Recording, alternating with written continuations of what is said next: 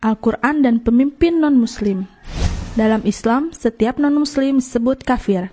Dan di dalam Al-Quran, Allah melarang umat Islam memilih pemimpin dari kalangan orang kafir. Berikut ini dalil Quran tentang haramnya orang kafir memimpin umat Islam.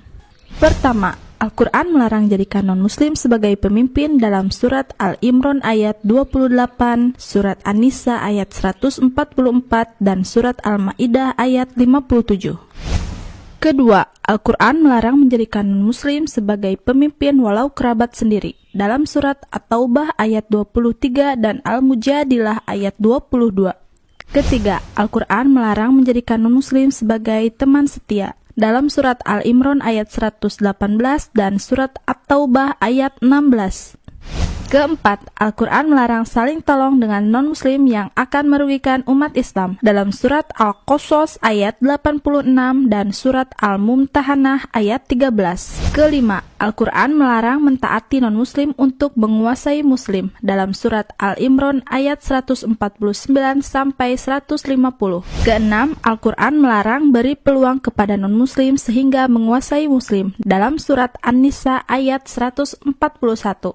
Ketujuh, Al-Quran memvonis munafik kepada muslim yang menjadikan non-muslim sebagai pemimpin dalam surat An-Nisa ayat 138 sampai 139.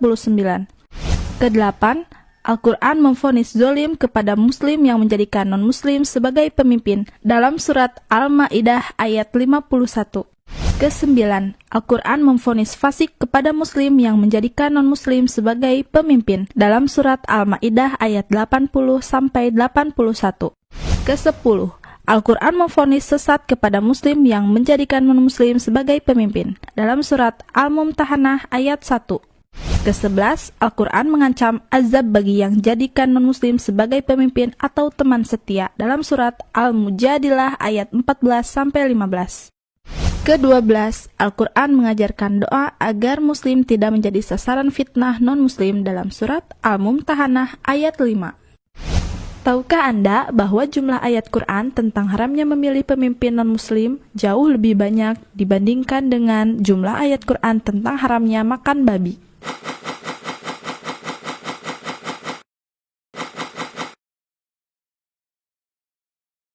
Jadi, apabila Anda anti makan babi, seharusnya Anda pun anti memilih pemimpin non-muslim.